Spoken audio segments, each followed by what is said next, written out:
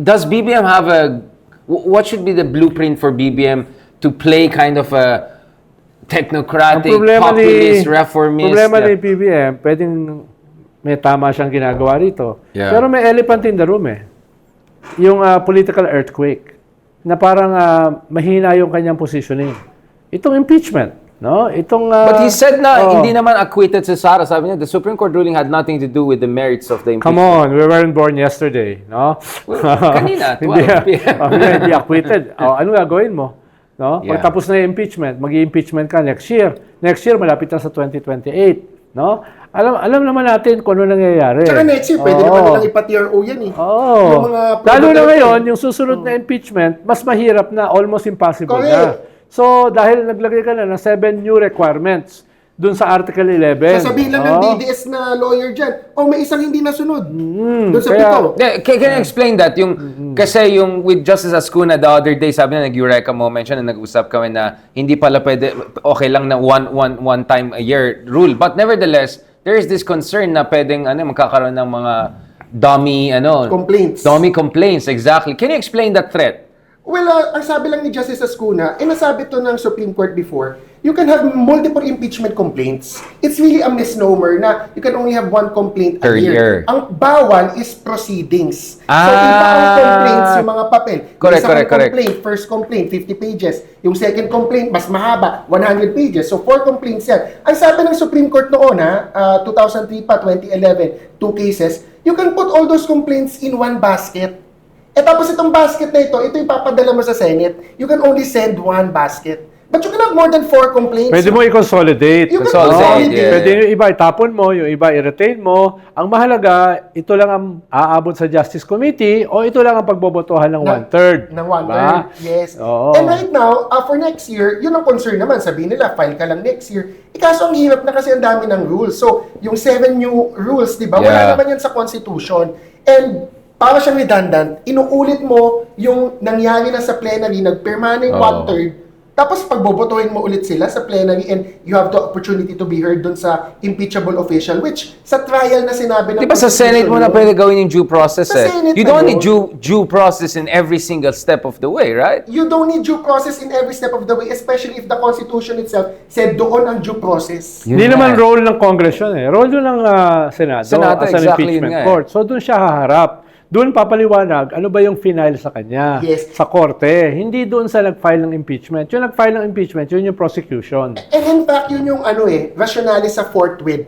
Bakit sinabi ng Constitution, trial in the Senate shall proceed forthwith? Kasi wala ka nang ginawang opportunity to be heard sa lower house. Yeah. Because it's more fast track. Bakit fast track? Sabi ng mga framers, mas pinadali namin, we liberalize it kasi parang dati ang hirap. Ngayon, we have to make it easier. O easier, pero balance with due process, trial shall proceed forthwith. Pero sabi ni kasi ni Boy Kilay, no? Ang forthwith dapat in-specify na immediately.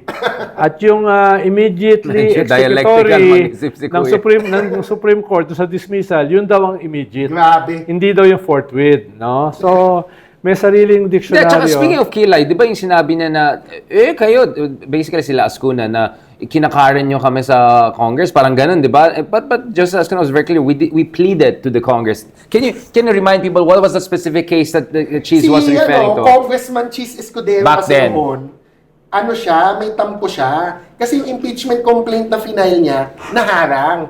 Pero ang layo kasi nung situation na yun eh. Ito, hindi masyado na nasabi.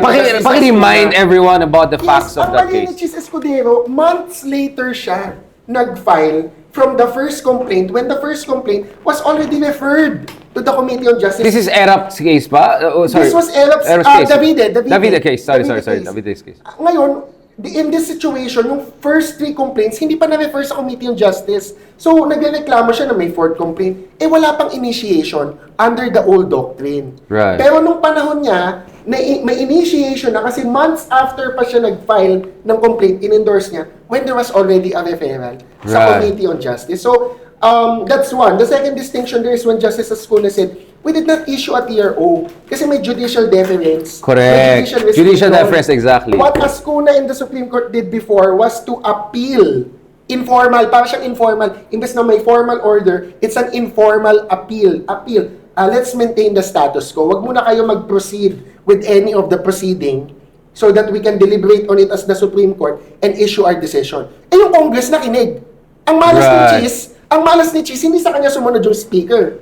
The Speaker heeded the appeal of the Supreme Court. And discretion na yan. And it was a plea. It was not the Karen na inutusan. And the Speaker is higher than the Congressman. Pasensyaan na lang kay Cheese, hindi pa siya powerful nun. At saka wala pa siyang kilay. Wala pa siyang kilay nun, wala pa siyang sungay, wala pa siyang Senate presidency. Ayan na. Ma-persona non grata na tayo sa Senado. No, Sir Ron, I'll go back to you. And then, Mark, I mean, speaking of, well, not only kilay, but the Caldero. Si yung isa. Basically, ang point nila, puro tayong bias, we just hate Sara. Selective daw tayo. What is about people are saying? Ikaw lang naman ang political analyst eh. Ako hindi. Political heckler ako. As a political heckler. Ikaw fourth category. As a political heckler, meron akong value judgment. Meron akong moral moorings. At batay doon, yun yung aking lens para tignan ang mga bagay-bagay. Kaya hindi ako objective. Yung mga political analyst kasi, nagpapanggap na objective. Saan si Malu? Dahil naghahanap buhay sila eh. Ako, as a political heckler, hindi ako naghahanap buhay. At sabi nga ni Ambassador of Jesus Christ, Senator Alan Peter Cayetano, ikaw ay advocate, which is a compliment.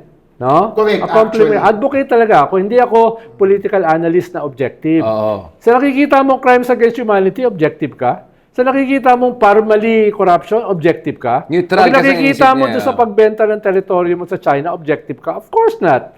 Kaya bahala na kayo mga political analysts Excuse me. na maging objective Excuse me. dyan. I always said my category is different. What? What's your Public cat- intellectual. Ayun. Magagalit si Sasasot niyan, ang taas pa niyan ha. Public intellectual, magagalit siya dyan. Ano bang Napakataas ng level mo. Ang layo ko status sa'yo, niya? dahil ako kasi intellected lang eh. Ikaw, public intellectual, ako intellected. Ang layo natin eh. Mark, ano bang tingin mo sa mga blind items na ginagawa ni Cayetano sa amin lahat? Caldero. Bias daw kami, hindi daw kami may impartial. Kamusta naman ang status ng impartiality ni Cayetano bilang the former, ang dami Foreign Minister of Digong, Vice Presidential candidate Digong, Speaker of House during time of Digong, basically Ali of Totally Digong. Ayaw ko naman pumunta siya. Ano ba yung sinabi sa inyo? Ano ba yung mga Hindi, point yung item? sa amin kasi bias daw kami. Basically, hater daw kami ni Sarah. Talunin nyo na lang sa 2028. Basically, yun ang point niya. Huwag kayong bitter. Totoo naman yun. Di sa akin Baka lang eh. ikaw. Okay, tama Hindi, kay Cayetano, medyo naano lang ako kasi puro siya ambassador of Jesus Christ. Ang ganun yung sinasabi niya. Pero kung nakita niyo kung paano niya tratuhin yung sarili niyang kapatid, si Lino. Yun! Oo, dahil- Yan ang gusto ko sa'yo, Mark eh. May resibo Doon pa lang medyo. And very local. Very local, ha? Exactly. He hits where it hurts. Let's talk about that. Kamusta ang the Abel, hindi naman Abel and Cain Former level, pero medyo... Congressman, Nino Cayetano. Oh, sige na nga, kamusta? Sinuportahan yung kalaban niya. Oo, let's go. Yung kalaban ni Lino, sinuportahan. Yung kanyang Hindi, kapatid. wala namang problema doon. Wala namang... Actually, wala meron. Kumbaga, karapatan mo naman yung kung sino gusto mong suportahan. Kahit hindi mo kapatid. Ano problema mo? Ha? Ano problema? Hindi, ang siraan mo pa. Sa'yo pa nanggagaling yung Kapatid mo no? sariling kapatid. Kapatid lang naman, kapatid lang naman. Hindi, this week lang, may mga lumalabas pa rin ng mga fake news. Ayun laban lang. kay Lino. Hindi ko naman Oo, sinasabi naman na si kay... Lino. Hindi, pero kung kapatid mo si Senator Amy, Cayetano, okay lang pero- siraan. Hindi, Kung si kapatid Amy mo ang si Amy, okay nagsisira. lang siraan. Dahil masamang tao naman yung kapatid mo. Pero si Lino, bait-bait nun eh. Kaya nga eh. Nag-donate na nga ng liver niya, di ba? Oo. And all, like, Hindi, sa sa akin, dad yun, ni. yun lang naman ng kay Senator Alan. Siyempre, Yun lang ang problema mo kay Alan? hindi, I mean, Yun yun, yun ang main na problema ko. Pero Ay, siyempre, may. he is angling for 2028 eh. Yun naman eh. Lahat naman, So gusto niya ulit maging vice presidential candidate? nag-aagawan sila. Wait, Vice did you President. see the line of all lining up? Di ba yung picture ni Oleta tapos sa likod lahat sila, tapos lahat ng mga pumipila maging VP ni Sara. Nakita mo yung meme na yan? Ivy Marcos. Ang dami. Ivy Marcos. Robin Hood Padilla. Robin Padilla. Kahit si Marcoleta, Hindi, sabi mo din. Si Bato Malabo kasi makulong yan. Cheese Escudero. Jesus Escudero. Ay. Pwede yan. Oh, lahat nag-i-aim for yun ang Alam ko si Cheese ang go for Gina daw eh. Pero alam mo, pag tumakbong vice president, Bam Aquino, malakas yun. With Sarah? Hindi! Hindi sa kabila! Nahuli kita! Nahuli ko siya! Sa kabila! Nahuli kita! Saba, may ganun ba? May saba ba? Risa Sonny Bam! Trillanes in Risa the Bam, house. Lenny Bam. Saba. Walang saba? Magparamdam na si Sonny. Ito, saba. Ito na, Jesus! Tama ba? Jesus! Are you saying something? Actually, wala pa akong vice president eh. Pero may president ka na. May president ka na, sir. Go for Siyempre, G. ba't ka tatakbo sa Yeah, Senate? exactly. Waste of time. 12 mga kwan yun, separate republic. Go for G. Tapos 2/3 na mga idiots. Oh. Eh, ang gusto niya, one dictatorship and gulag na yung lahat. Yung mga gulag. Yan ang gusto ko sa'yo sa Ronald eh. Wait lang, ilan idiots ulit? Two-thirds. So, sino yung hindi idiot? Pangalanan natin yung hindi idiot. Ang dami ng one-third mo, ha? Oo nga, medyo. So, walo ang hindi Parang dami idiots. eh. Hindi Oo ko nga. sinasabi LGBTQI. Ito, ano public interest lang? Sino yan? Sino yan? Madaming LGBT to na. Sabi na. Sir naman, Sir Rona, may MTRCB tayo dito. Ano. Mahilig sa mga artista yun eh, tsaka basketball player. Okay, let's speaking of artista basketball player, anong basa nyo kay Vice Ganda? Nakita Galing. niyo yung post na dalawang hindi na makapunta sa Davao. Vice Ganda and Digong. Oh my God, ang sama ng tao talaga. Tapos ako hi po, gumanon ako doon sa baba. Galing. Ay, naman yun, Sir Ron. Kaya Hindi ginawa ni galit na Vice galit Ganda eh. kapon. Ang tapang. Jet Hindi, ski. okay yun. Dahil mas galit sila kay Vice Ganda kaya sa atin. Maganda yan. Medyo nabawasan eh. Medyo nabawasan. Sumalo. May pagkain. Yung cancel culture na sila yung ma-obsessed. May kinakain ng mga DDS vloggers ngayon, mga 3 araw yan, isang linggo. Vice Ganda. Oo. Kaya thank you. Makakalimutan ka muna. Medyo kaya nag-hi po. Kumain ako. Nakita mo yung reaction ng ni Tatay Harry. Ano sabi ni Tatay? Parang ano ba ginawa sa'yo ni Digong? Oh, wow. Parang ganun, parang May emotional appeal. Oo, may ganun pa. Bakit mo Si kailangan Tatay Harry. Di ba, parang in-interview mo pa siya noon. Parang okay naman kayo. Oo. Parang nilalait mo. O, parang naalala ko lang yung sa ABS-CBN. Yung ginawa ni... Hindi, dahil maganda yun. Dahil ang sasagot doon ni Vice Ganda, wala sa akin ginawa personal. Ang ginawa niya ay sa bayan. Objective. Exactly. Oo, ang ginawa niya ay sa susunod na henerasyon. Sa Ito West yung- Philippine Ito yung Sea. krimen na ginawa niya. Yeah. No? Hindi ito Kaya personal maganda na loyalty. ganun yung sagot niya. Dahil Maganda. magandang opening yung kay Harry eh. Correct. Na hindi ito personal. Ang tinitingnan ko rito Hindi ay to yung loyalty. ginawa niya sa mas malaking bahagi ng ating lipunan. Ganun yung pwedeng Pero sagot. ako, masasabi ko din dyan, alam ko for Vice at karamihan nung sa mga ABS-CBN, deeply personal yung yung Shutdown. Yung sa pagkano ni Digong dun sa franchise. Kasi ang dami nilang kasamahan, either natanggal, yung iba... Yeah, may hugot nawasan ng talaga. sahod, yung iba na depression, yung iba na... So, hanggang ngayon, I think that's something na deeply... Yeah, medyo no, but I wanna ask about this because mas trip ko yung interview ni Vice Ganda kay Harry Roque. Naalala niyo yan! Ito! Gandang gabi, Vice. Oo, tapos ginaganon kami. Ito! Alam mo yun? Ginaganon lang niya si Harry Roque. Ito! Pumapatol naman si Harry Pumapatol Roque. naman si Oo. Harry. Gumaganon si Hindi naman Harry. siya offended eh. Hindi naman siya. Nag-shine. That's good, that's good. Nag-shine na nga siya. Sports Ako lang. naman, for me, character development, arc of redemption na nakita ko. Kasi, let's be honest, Vice Ganda was quite DDS before. In a soft sense of the word. Di ba ikaw din? Hindi. Sir Ronald, ako naging DDS ngayon. Reverse yung arc ko ngayon. Why do you think Vice Ganda was a DDS? Hindi, Before. DDS not in a sense na hardcore. Yeah, what do you mean? What do you mean? Look at her, yung interview niya with Digong, yung mga post niya about Digong. Very, I Nung would say. simula kasi, ang tingin ng mga iba na nabudol, authentic eh. Oo. Kung magsalita Nadala siya, doon sa tunay na charm. tao. Yun. Ang problema, tunay din na mamamatay tao. Yeah. No? Tunay Hindi din lang na, tunay no? sa kanya. Na hindi pa siya nakita until nangyari yung tokhang. Correct. Pero nung simula, ang tingin niya, uy, tunay ito ah.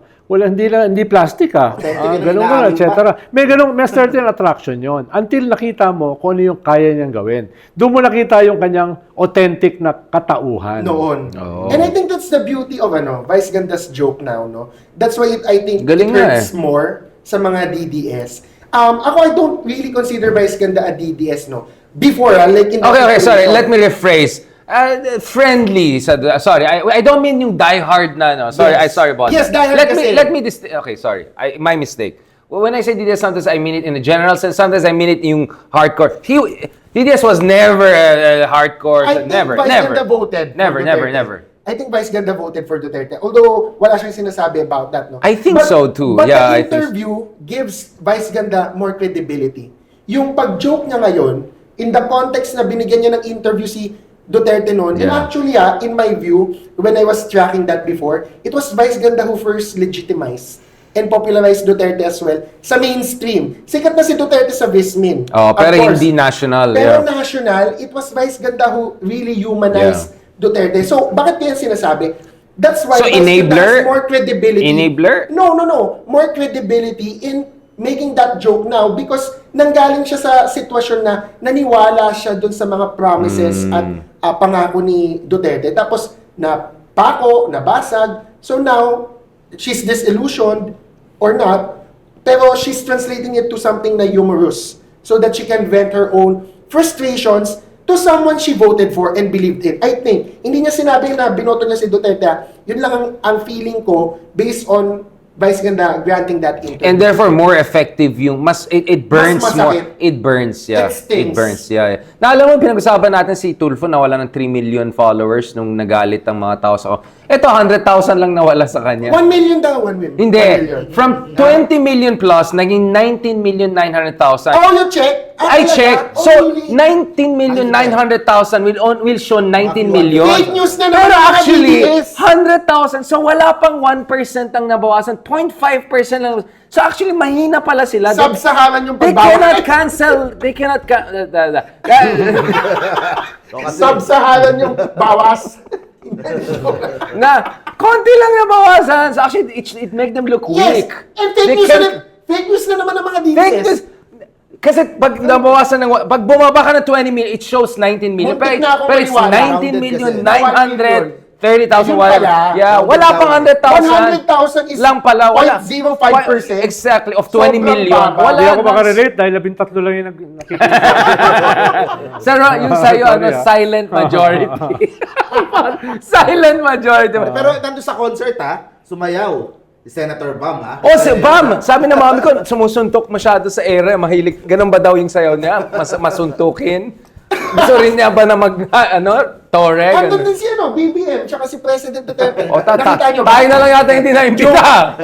Hindi. Wala lang tayong dalawa. Lahat na nandyan na. Hindi, kahit pa paano naman, hindi natin kailangan magpaliwanag ba't natin binoto si Chi sa Senate President. Ayun, yun lang. Ay, wow. Oh. Ayan na. Okay, let's end on that very toxic point. Jess, let me start with you before Sir Ronald brings down the house and burns down the house. And then I'll go to Mark to soften the... No, I'll start with you, Mark. Let's soften the edge. Mark! Para kang polente, para kasi Kwan. Marvick yan eh. To soften. Nagdamay ka ba ni Soften Brian? yung binabanatan To niya ng mga soften the Duterte edge. appointees. Si Kwan ang ginamit ng polente. Parang yun ang role. So, Your Honor, Mark, what is your take with Senator Trillanes going a little bit spicy on the whole Lenny and all? But wait, can anyone clarify to me, what has Lenny said on the impeachment issue and the ICC issue so far? Nada. No, it's an innocent question. Wala. I think sa ICC may mga nasabi si Lenny. I'm not talking about elections, I'm talking about arrest ni Digong, ICC arrest of Digong. Because eto, Vice Ganda already made fun of the situation in a very dangerous way, but I would say righteous way. What has Lenny said on the arrest of Digong? Pansin ko si Lenny nagsasalita about Duterte kapag katabi niya si Leila. Leila de Lima. Pag nasa Naga si Leila, tapos magkasama sila. Nung March. Doon siya medyo nagsasalita about doon na medyo pahaging lang din, hindi din directly Pero Although nasabi niya something about like upholding the rule of law. The election time given na yan. Pero ito na, Yan nagkaroon yung ng interview arrest. niya kay Boy Abunda. During Oo, the election No, presidential. yan. that's election. No, I mean, I'm talking about March 2025. Meron? Rally for Mayor of Naga. Leila de Lima was campaigning. Ayun nga yung then. sinasabi. Na yun na yung sinasabi ni Mark. Kasi Yung sinasabi ni Mark. pagkatabi niya si Kinulit niya Leila, Kinulit niya kay Senator de Lima, kay Congressman de Lima na parang yung pinagdaanan ni de Lima, etc. ICC, justice. I forget the exact words. Okay. No, that was an innocent question. I know Ronald is here, but that was an innocent question. I doubt it. So But- she did She say did. something. Okay, so good. Pero impeachment. Sorry, impeachment. Has Lenny said anything about that? parang wala. Sir Ron, you're the innocent mind. You were born yesterday. Did yesterday hear?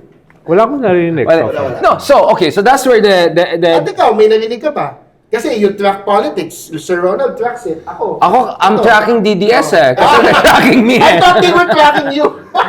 we're counter-tracking each other na gagano kami. Tinatrack niya, Sub-Saharan Africa. Ayan naman, can we move on? Kasi si Vice na maging persona Pero ng kasi the thing is ngayon, Hindi na ako. the thing is, ngayon, she's a local official. Oh my God. She's a mayor na. Baka may excuse siya.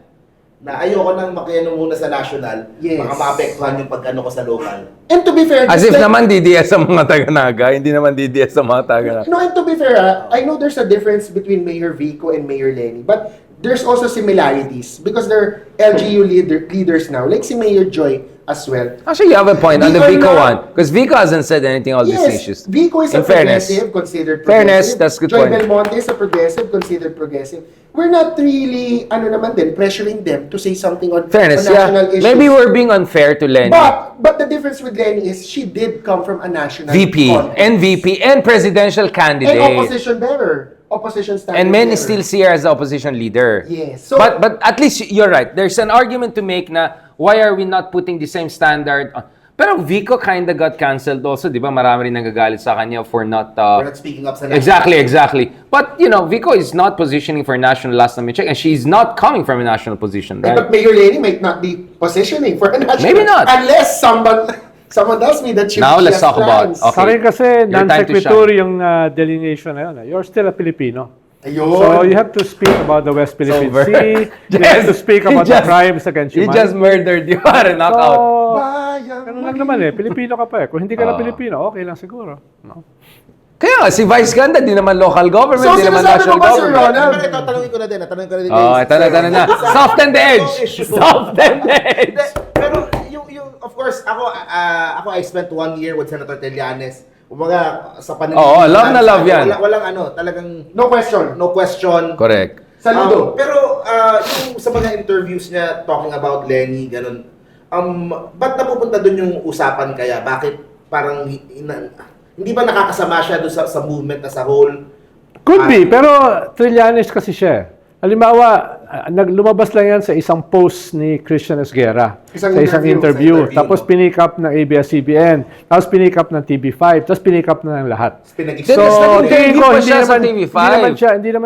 hindi naman niya plano maging kanyan campaign. Kaya siya inimbita sa TV5 dahil doon sa post na yun. yeah, Oo. exactly. Pinutol na So, yun it was, Ikalawa, So, kasalanan ni- pag nadiin mo si Trillanes, aminin niya. Sabi niya, hindi, pinag-usapan namin tatlo yan. Oo. No? Personal yan. No?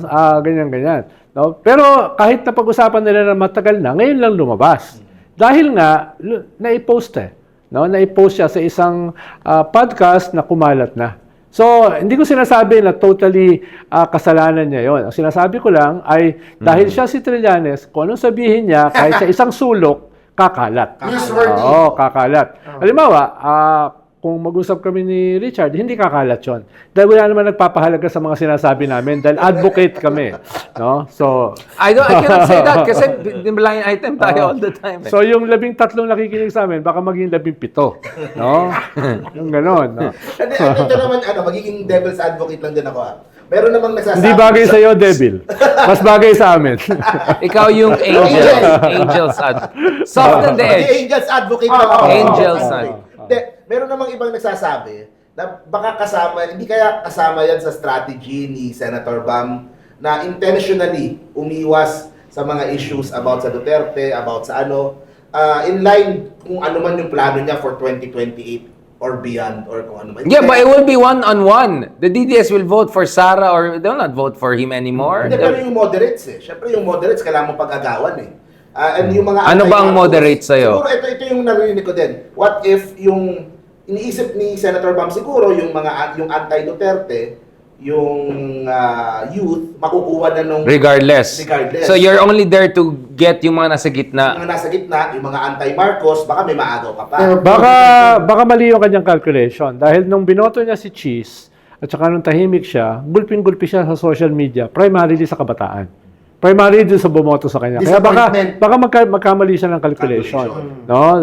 Dun sa yung binabanggit mo na akin na ito You can still lose Akin na them. ito Yeah, So you kukunin can ko still yung lose hindi them. pa akin, di ba? Okay But- naman yun dahil ang ini-advocacy nila sa politika kailangan maging pragmatic ka. Pero okay naman yun. Pero pragmatism has its own limits. merong mga bottom lines. Pwede Ay isa mag-backfire dyan yan. ay yung mga criminal against humanity. Hindi pwede kang tumawid doon. Kung hindi, magiging halimaw ka na rin. No? So, kinukuhan ko tayo naman, we are as pragmatic as the other guy. Pero meron tayong limits. No? Perhaps iba yung limits nila, pero dahil ganun yung kanilang limits, babanatan natin sila. Huwag silang ma-offend. Diba? Parang sub-Saharan Africa yan. Ayan na naman tayo.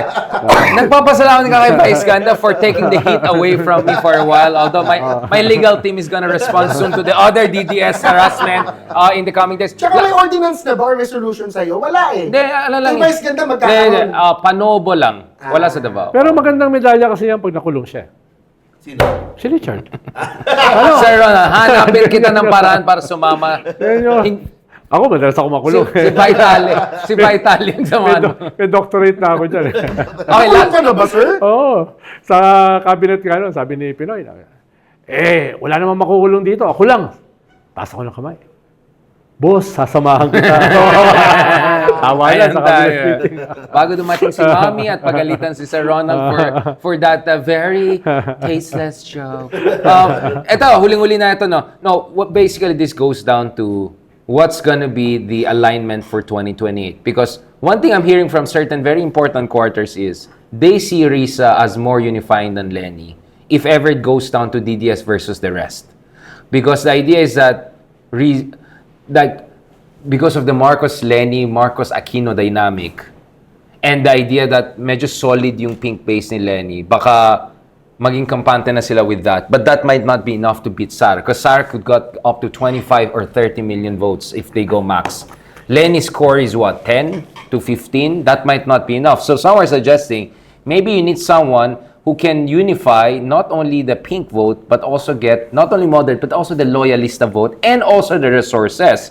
So some would say, and this is from interesting quarters, I cannot name names, is they see Riza as the more unifying one potentially. Is that crazy, Sir Ronald, considering how low Riza's numbers are in the pre-survey? Marami pa kasi mangyayari in 3 years. No? Yeah. Halimbawa, kung makadevelop siya ng brand na very compelling, Miriam was able to develop a brand in less than a year. Yeah. Ito, 3 years pa. Yeah. No? And she Ikalawa, basically won, depende some would say, yeah. kung 1992 elections. depende kung ano yung configuration. Halimbawa, ito yung presidente, ito yung vice president, baka mas magandang combination yan. So combination din yung labanan.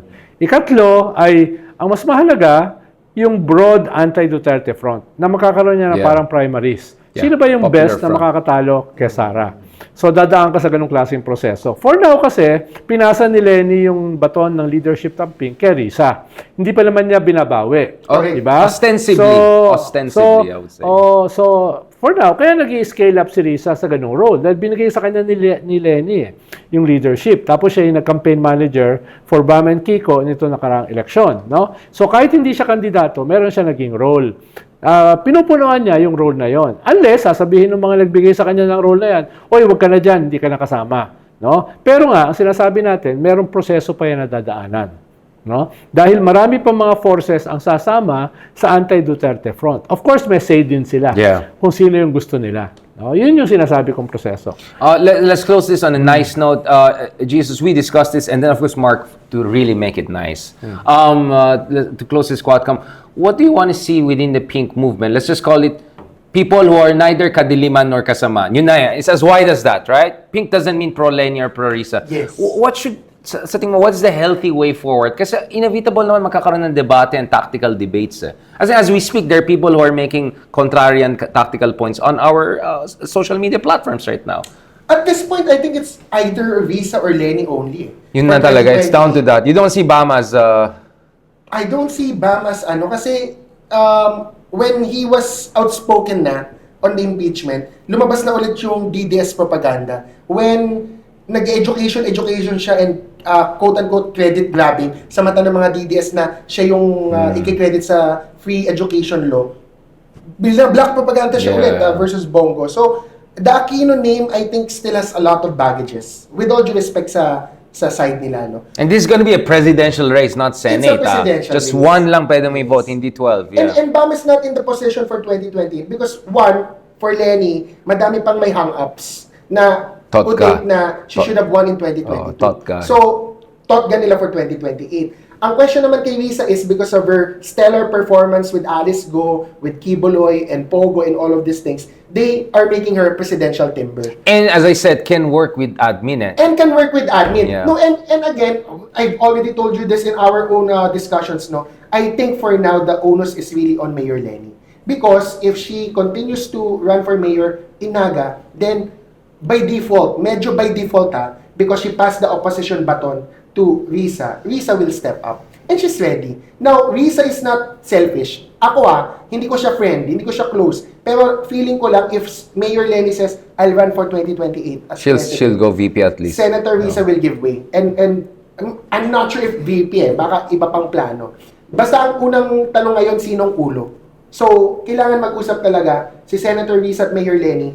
The people around them should avoid trying to divide them. Kasi I think si Mayor Lenny, in fairness minsan... And we're not trying to do, just to be clear, we're having a healthy debate. People have to appreciate. Nagpaliwanag we need to do ko sa that. presinto. Yeah, oo. Kasi baka maano na naman tayo eh. Pansin mo? May disclaimer kagad eh. both are qualified. Don't you understand? You're here to do it for me. Yeah, please go ahead. Both are super qualified. Ron, It's just a question of who's going to be the Bawi ako standard mamaya sa bearer. safe house sa'yo. Diba? Because Lenny's coming from the context na totga siya. For now, siya ang default.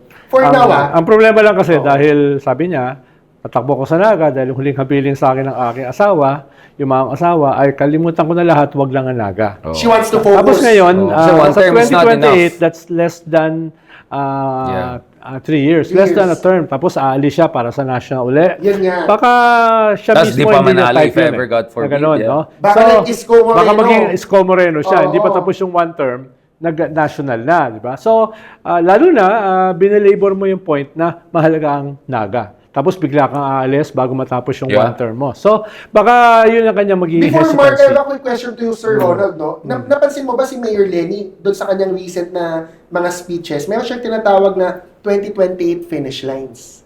So ano namang, what do you Baka naman we're what do you reading think too of that? much into it. Kasi clear parang sabi niya, by 2028, Baka we're being dapat malicious. tapos ko na to, I've delivered this. And ang tawag niya To talaga, run for re-election. sa So platform that niya she's is worthy for re-election. 2028 finish line. May iba kasi akong friends naman na nasa pink na ang interpretation, Yun na yun. Project Ayoko 2028. ayoko i-second guess. No? Pero yung mga salita niya about Naga, mas yun ang pinagbabatayan ko. Ito Correct. kasi medyo cryptic eh. Nung sinasabi niya, kailangan kong ayusin na Naga, ito yung habili ng aking yumaong asawa, si Jessie Robredo. At batay sa ganong klaseng statement, Hindi sapat ang baka one term. mag-hesitate siya na hindi pa tapos yung kanyang first term, tumakbo na kagad Yeah. siya. Dahil yung campaign will start bago matapos yung kanyang first term. Ha? and if she makes Risa win in 2028, assuming, God, Oo naman. God, If she, makes mobilize, Risa win 2028, and then the loyalists she also. can run Yeah. 2034. Di Yeah. ba may plano ang DDS? Bata pa siya. Sara Duterte 2028, Yeah. 2034, Paulo Duterte 2040, ito.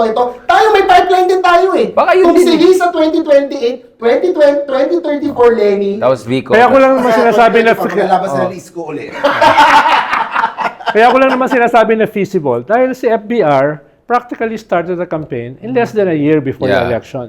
Ganon din si Miriam, di ba? Ganon din si Pinoy, no? Less than a year before election. Ibig sabihin, that's possible. Possible. If you have a very compelling narrative. But si Duterte Oo. started 3 years before. Yeah, although ang packaging niya, nagsimula siya just a year before. No? And Oo. federalism tour ko no. Oo. Hindi Kuno. pala. Oo. Kaya, these things are very possible.